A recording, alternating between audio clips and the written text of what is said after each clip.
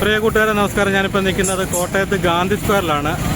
ഇനിയൊരു സിദ്ധാർത്ഥൻ കേരളത്തിൽ ഉണ്ടാകരുതെന്നുള്ള മുദ്രാവാക്യമായി നമ്മുടെ ബഹുമാനപ്പെട്ട പുതുപ്പള്ളി MLA ചാണ്ടി ഉമ്മൻ ഇവിടെ നിരാഹാര സമരം അനുഷ്ഠിക്കുകയാണ്. അപ്പോൾ അതിൻ്റെ ദൃശ്യങ്ങളിലേക്ക് നമുക്കൊന്ന് പോകാം.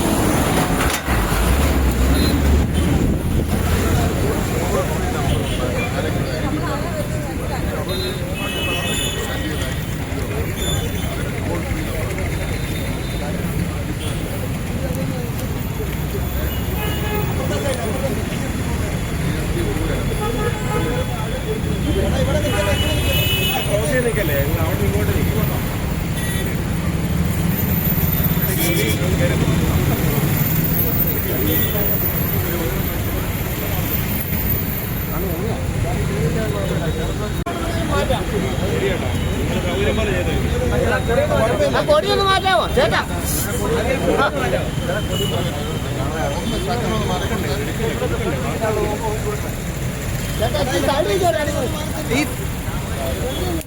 പ്രിയപ്പെട്ടവരെ, ഇന്ന് സിദ്ധാർത്ഥൻ എന്ന് പറയുന്ന ചെറുപ്പക്കാരനെ ഓർക്കാതിരിക്കാൻ പറ്റത്തില്ല. അദ്ദേഹം ക്രൂരമായ റാഗിങ്ങിനിരയായി നമ്മളെ വിട്ടുപോയിട്ട് 1 വർഷം തികയുകയാണ്. അതിൻ്റെ 1 വർഷത്തിനുള്ളിൽ പല സംഭവങ്ങൾ ഇതിനെതിരെ ഞാൻ ഒരു ദിവസം തിരുവനന്തപുരം കഴക്കൂട്ടം ശ്രീകാര്യത്തെ പോലീസ് സ്റ്റേഷനിൽ പ്രതിഷേധിച്ചിരുന്നു. KSUക്കാരെ ഇതേപോലെ റാഗിങ്ങിനെ ആക്രമിച്ചു. സിദ്ധാർത്ഥൻ്റെ മരിച്ചതിൻ്റെ 3-ന്റെ അന്ന് ഞാൻ സിദ്ധാർത്ഥന് വേണ്ടി ഉപവാസം ഇരുന്നിരുന്നു. ഇത് നഴ്സിംഗ് കോളേജിൽ, കോട്ടയം ഗവൺമെൻറ് നഴ്സിംഗ് കോളേജിൽ അതേ സംഭവം അതേപോലെ തന്നെ ആവർത്തിക്കപ്പെട്ടിരിക്കുന്നു. എന്നിട്ട് അതിനെതിരെ നടപടിയില്ല. ഇതിനെതിരെ പ്രതിഷേധിച്ച യൂത്ത് കോൺഗ്രസ് KSU നേതാക്കന്മാരെ ക്രൂരമായി വാട്ടർ ക്യാനൺ പ്രയോഗിക്കുകയും അവർക്കൊരു നടപടിയെടുക്കുകയും അവരെ പോലീസ് സ്റ്റേഷനിൽ കൊണ്ടുപോകുമ്പോൾ ഒരിടത്ത് കൊണ്ടുപോയി പലയിടത്തായിട്ട് കൊണ്ടുപോയി അവരെ ചിതറിക്കുവാനുള്ള ശ്രമം. അങ്ങനെയുള്ള ഒരു സാഹചര്യം ഇന്ന് കേരളത്തിൽ നിലനിൽക്കുകയാണ്. ഇവിടെ നമുക്കിനി ഒരു സിദ്ധാർത്ഥനും ഉണ്ടാകാൻ പാടില്ല. ഈ രാഷ്ട്രത്തിൻ്റെ പിതാവ് നമുക്ക് കാണിച്ചു തന്നൊരു മാർഗമുണ്ട്. സത്യത്തിൻ്റെ, നീതിയുടെ, ധർമ്മത്തിൻ്റെ പാത. ആ സത്യത്തിൻ്റെ, നീതിയുടെ, ധർമ്മത്തിൻ്റെ പാതയുടെ ഭാഗമായി ഇന്ന് ഒരു ദിവസം ഉപവാസ സമരം ഉപേക്ഷിച്ച് രാവിലെ മുതൽ ഞാൻ കഴിക്കാതിരിക്കുകയാണ്. വൈകിട്ട് 6 മണി വരെ ഈ സമരം തുടരുന്നതായിരിക്കും. ഇവിടുത്തെ എല്ലാവരെയും, നല്ല മനുഷ്യരായ എല്ലാവരെയും ഈ വേദിയിലേക്ക് ഞാൻ സ്വാഗതം ചെയ്യുന്നു. ഇവിടെ നിരവധി നേതാക്കന്മാരുണ്ട്. എല്ലാവരെയും അഭിവാദ്യം അർപ്പിക്കുന്ന വിശദമായ സംസാരം കേട്ടിട്ടുണ്ട്. സൈഡ് നിൽക്കണേ.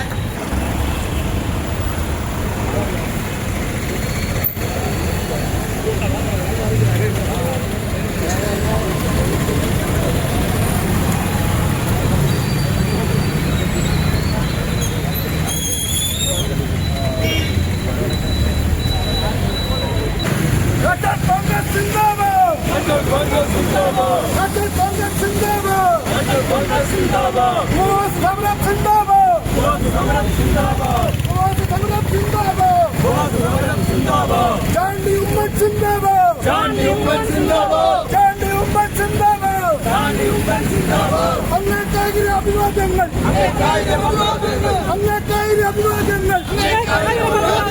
അടൽ കോൺഗ്രസ് സിന്ദാബാദ്.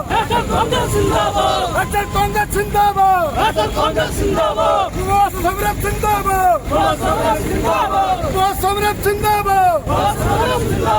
ചാണ്ടി ഉമ്മ നേതാവേ. ചാണ്ടി ഉമ്മ നേതാവേ. ഇരണിയോട് നയിച്ചോളൂ.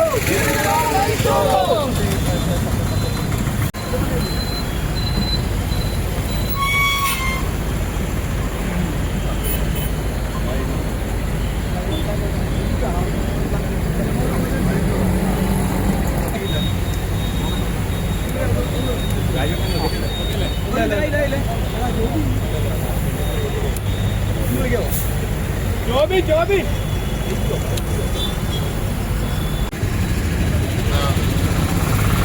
രാവിലെ മുതൽ വൈകിട്ട് 6 മണി വരെ ഭക്ഷണോപേക്ഷയുള്ള ഉപവാസ നിരാഹാര സമരമാണ് കോട്ടയത്ത് നടക്കുന്നത്.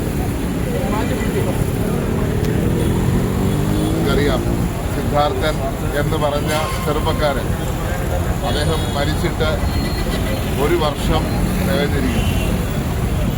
സിദ്ധാർത്ഥൻ്റെ മരണത്തിന് ശേഷം സിദ്ധാർത്ഥന് നീതി കിട്ടുവാൻ വേണ്ടി ഞാൻ കഴിഞ്ഞ വർഷം അവിടുത്തെ യൂത്ത് കോൺഗ്രസ്സുകാരൻ്റെ ഒപ്പം സമരം ചെയ്ത വ്യക്തിയാണ്.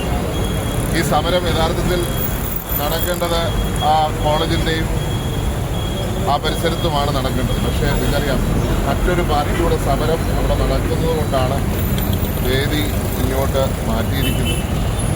ഇവിടെ സിദ്ധാർത്ഥൻ മരിച്ചതിന് ശേഷം നടന്ന ഏറ്റവും ഞെട്ടിക്കുന്ന സംഭവം, കേരളത്തിലെ ചെറുപ്പക്കാരും വിദ്യാർത്ഥികളുമൊക്കെ ആശങ്കയിലാക്കിയ സമരം ഒരു കാര്യം നിങ്ങൾക്കറിയാം. കുത്തിമുറിക്കുന്ന രംഗം കേരളത്തെ ആകപ്പാടെ ഞെട്ടിച്ചു.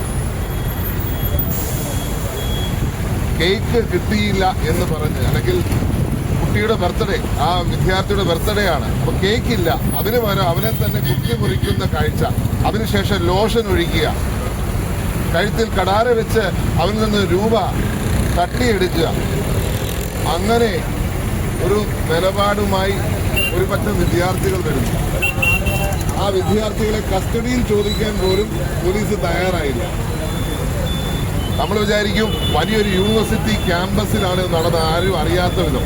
പക്ഷേ ഇത് 27 പേര് മാത്രമുള്ള ഒരു സ്ഥലത്ത് 27 പേര് മാത്രം, അവിടെ 5 വിദ്യാർത്ഥികൾ മറ്റ് 5 വിദ്യാർത്ഥികളെ ക്രൂരമായ റാഗിംഗ് എന്ന് പറയാൻ പറ്റത്തില്ല, 3rd ഡിഗ്രി ടോർച്ചർ, ആ ടോർച്ചറിന് വിധേയപ്പെടുത്തിയതിനു ശേഷം അവിടുത്തെ പ്രിൻസിപ്പൽ അറിയുന്നില്ല, അവിടുത്തെ വാർഡൻ അറിയുന്നില്ല, അസിസ്റ്റന്റ് വാർഡൻ അറിയുന്നില്ല, അവിടുത്തെ സെക്യൂരിറ്റി ജീവനക്കാരൻ അറിയുന്നില്ല. നിങ്ങൾക്കറിയാം, രാത്രി 12 മണിക്ക് വരെ ഉച്ചത്തിൽ പാട്ട് വെച്ചിട്ടാണ് ഈ പീഡനം 4 മാസക്കാലത്തോളം നടത്തിയിരിക്കുന്നത്. എന്നിട്ട് ഇതൊന്നും ഇതിന്റെ അധികൃതർ അറിഞ്ഞില്ല എന്ന് പറഞ്ഞാൽ ആരെയാണ് വഞ്ചിക്കാൻ ശ്രമിക്കുന്നത്? എന്തുകൊണ്ട് ഇവർക്കെതിരെ പോലീസ് അന്വേഷണം നടത്താൻ തയ്യാറാവുന്നില്ല, അല്ലെങ്കിൽ നടപടിയെടുക്കാൻ തയ്യാറാവുന്നില്ല? നടപടി എടുക്കുന്നുണ്ട്. ആർക്കെതിരെയാണെന്നറിയോ? ഇവിടെ ഇതിനെ ഉന്നയിച്ചുകൊണ്ട് സമരം നടത്തുന്ന വിദ്യാർത്ഥികൾക്കെതിരെ നടപടി, അവർക്കെതിരെ എന്താ പറയുക, വാട്ടർ കാനൺ പ്രയോഗിക്കുക. ആ തരത്തിലുള്ള ഒരു സമീപനം പോലീസും സർക്കാരും എടുക്കുന്നു. ഇതിനകത്ത് സർക്കാരിന് എന്തോ പൊളിക്കാനുണ്ട്. ഇന്നലെയും ഒരു റാഗിങ്ങിന്റെ വിവരം തിരുവനന്തപുരത്ത് നിന്ന് കേട്ടു, ഇല്ലേ? SFIയുടെ ഇടിമുറി അല്ലെങ്കിൽ മുറിയിൽ നിന്ന് പീഡനം നടത്തിയെന്നാണ് പറയുന്നത്. ഇതിനു മുമ്പ് ശ്രീകാര്യത്ത് ഇതേ കാര്യം സംഭവിച്ചു. അന്ന് ഞാനും വിൻസെന്റ് MLA പോയി അവിടെ പ്രതിഷേധം നടത്തി. ഞങ്ങളെ ആക്രമിക്കാൻ ശ്രമിച്ചു അവിടെ SFIക്കാർ. അവർ ഞങ്ങൾക്കെതിരെ MLA-മാർക്കെതിരെ അത് കേസെടുത്തു. ഇതാണ് ഇതയോടൊപ്പമാണെന്ന് പറയുക. പക്ഷെ വേട്ടക്കാരനോടൊപ്പമാണ് സർക്കാർ നിൽക്കുന്നത് എല്ലാ തലത്തിലും. ഇന്ന് സിദ്ധാർത്ഥ് മരിച്ചതിന് ശേഷം അതിന് ഉത്തരവാദികളായവർ ഒരു കുഴപ്പമില്ലാതെ വിവരിക്കുകയാണല്ലോ. സ്പോട്ട് ഫ്രീ എന്ന വാക്ക് ഇംഗ്ലീഷിൽ പറയും. സ്പോട്ട് ഫ്രീ, ഒരു പ്രശ്നമില്ലാതെ വിവരിച്ച് നടക്കുകയാണ്. ഇനിയും സിദ്ധാർത്ഥന്മാർ കേരളത്തിൽ ഉണ്ടാകാൻ പാടില്ല. സിദ്ധാർത്ഥന്റെ അവസ്ഥ ഒരാളും ഉണ്ടാവാൻ പാടില്ല. ഇവിടെ അതേ സാഹചര്യം വന്നേനെ. അവിടെ സാഹചര്യം വരാത്തത് എന്തോ ഒരു ദൈവഭാഗ്യം കൊണ്ട്, ആ കുട്ടികളുടെ ഭാഗ്യം കൊണ്ട് മാത്രം. അല്ലെങ്കിൽ ഇവിടെ വീണ്ടും ഇതേ കാര്യം ആവർത്തിക്കുകയും ഈ കുട്ടികൾ അങ്ങനെയുള്ള കടുങ്കൈ വല്ലതും ചെയ്തേനെ. തീർച്ചയായിട്ടും ഇതിന്റെ പുറകിലുള്ള ഇടതുപക്ഷ സംഘടനയിൽപ്പെട്ടവർ അവരെ സംരക്ഷിക്കുന്ന ശ്രമമുണ്ടോ എന്ന് നമ്മൾ കണ്ടെത്തേണ്ടിയിരിക്കുന്നു. ഒരു കാരണവശാലും ഇത് തുടർന്നു പോകാൻ സമ്മതിക്കത്തില്ല. പൊതുസമൂഹം ഇതിനെ അംഗീകരിക്കുന്നില്ല. നിങ്ങൾക്കറിയാം, കേരളത്തിലെ പൊതുസമൂഹം ഇത് കണ്ട് ഞെട്ടലിലാണ്. അതിനെതിരെയുള്ള പ്രതികരണമാണ് ഇവിടെ നടന്ന സമരങ്ങൾ. പല പാർട്ടിക്കാർ സമരം ചെയ്തിട്ടുണ്ട്. ഒരു പാർട്ടി മാത്രമല്ല, പല പാർട്ടിക്കാർ. ആ പൊതു സമൂഹത്തിന്റെ ഒരു വേദനയുടെ പ്രതിഫലനമാണ് ഇന്ന് നടക്കുന്ന ഉപവാസ സമരം. തീർച്ചയായിട്ടും ഇതുകൊണ്ട് അവസാനിക്കുമെന്ന് ആരും വിചാരിക്കേണ്ട. ഇത് ഞങ്ങൾ നിരന്തരമായി കേരളത്തിലെ ക്യാമ്പസുകളെ ഈ തരത്തിലുള്ള റാഗിങ് എന്ന് പറയാൻ പറ്റുമോ? റാഗിങ് എന്ന് പറഞ്ഞാൽ പണ്ട് വല്ലോ ഡാൻസ് കളിപ്പിക്കുന്നതോ പാട്ട് പാടിക്കുന്നതൊക്കെയാ. അതുപോലും നിയമം പോലും നിരോധിച്ചിരിക്കുന്ന കാലത്ത് റാഗിങ്ങിന്റെ പേരിൽ ക്രൂരമായ ടോർച്ചർ, എക്സ്റ്റോർഷൻ പാവപ്പെട്ട കുട്ടികളുടെ കയ്യിൽ നിന്ന് രൂപ പിടിച്ചെടുക്കുക. ഞാൻ ചോദിക്കട്ടെ, ഈ കുട്ടികളാണോ ഇനി നേഴ്സുമാരാവാൻ പോകാൻ ശ്രമിക്കുന്നത്? ഞാൻ പറയും, യഥാർത്ഥ പ്രതികളെ ഇപ്പോഴും മറച്ചു വെച്ചിരിക്കുക. ഇനിയും യഥാർത്ഥ പ്രതികളെ കിട്ടാനുണ്ട്. അവരെ ഒളിപ്പിച്ച് വെച്ചിരിക്കുക. പണ്ടത്തെ നമ്മളെ കണ്ടിട്ടില്ലേ, കണ്ണൂരിൽ നടക്കുന്ന കൊലപാതക കേസുകളിൽ യഥാർത്ഥ പ്രതികളെ രക്ഷിക്കാൻ വേണ്ടി ഡ്യൂപ്ലിക്കേറ്റിനെ കൊണ്ടുവരുന്ന പോലെ ഇപ്പോഴും ചിലർ മറവിൽ നിൽക്കുന്നു. ഇപ്പോഴും ഈ അധ്യാപകരും ഈ കോളേജ് അധികൃതരും ഇതിന്റെ ഉത്തരവാദികളും സംരക്ഷിക്കപ്പെട്ടിരിക്കുകയാണ്. യാതൊരു സംശയം വേണ്ട. ഇവിടെ റാഗിംഗ് മാത്രമല്ല, അബദ്ധത്തിൽ റാഗിംഗ്, ആ ചാർജ് ഇതുവരെ എന്തുകൊണ്ട് പോലീസ് എടുക്കുന്നില്ല? പലതവണ ചോദിച്ചിട്ടും അതിന് ഒരു നടപടി ഉണ്ടായിട്ടില്ല. ഞങ്ങൾ MLA-മാരെല്ലാം പോയി ചോദിച്ചതിന് ശേഷമാണ് സസ്പെൻഷൻ പോലും ഉണ്ടായത് ഇവർക്കെതിരെ. അതുകൊണ്ട് ഈ സമരം ഇതുകൊണ്ട് അവസാനിക്കുന്നില്ല. ഞങ്ങള് യൂത്ത് കോൺഗ്രസും KSUവും കോൺഗ്രസ് പാർട്ടിയും ശക്തമായ നിലപാടുമായി മുന്നോട്ട് പോവുകയാണ്. എനിക്ക് പൊതുസമൂഹത്തോട് അഭ്യർത്ഥിക്കാനുള്ളത്, നിങ്ങളും ശക്തമായി പ്രതികരിച്ച് മുന്നോട്ട് വരണം. നിങ്ങൾക്കാവുന്ന വിധം. ഇപ്പം ഈ സമരത്തിനോട് വന്ന് അണിചേരണം ഞാൻ പറയുന്നില്ല, വിവിധ രാഷ്ട്രീയ പാർട്ടികൾപ്പെട്ടവരായിരിക്കാം. പക്ഷേ ഒരു പ്രതിഷേധമെങ്കിലും അറിയിച്ചില്ലെങ്കിൽ നാളെ നമ്മുടെ മക്കൾ, നിങ്ങളുടെ മക്കൾ അപകടത്തിലായിരിക്കും എന്നുള്ള കാര്യം സംശയമില്ല. നമ്മുടെ ക്യാമ്പസുകളെ റാഗിംഗ് മുക്തമാക്കുവാൻ ഉള്ള ശ്രമത്തിന്റെ തുടക്കമായിട്ട് മാത്രം കണക്കാക്കിയാൽ മതി. ഞങ്ങൾ കഴിഞ്ഞ 4 ദിവസങ്ങളായി വിവിധ സമരങ്ങൾ നടന്നു. ആ സമരങ്ങൾ ഇനിയും തുടർന്നുകൊണ്ടിരിക്കും. ഇതിന് ന്യായമുണ്ടാകുന്നവരെ, നീതി നടപ്പാക്കുന്നവരെ എന്ന് മാത്രം പറയുവാൻ അവസരമെടുക്കുന്നു. ഇതിലേക്ക് സഹകരിക്കുന്ന ഓരോരുത്തരോടുള്ള നന്ദി പറഞ്ഞുകൊണ്ട് ഞാൻ എന്റെ വാക്ക്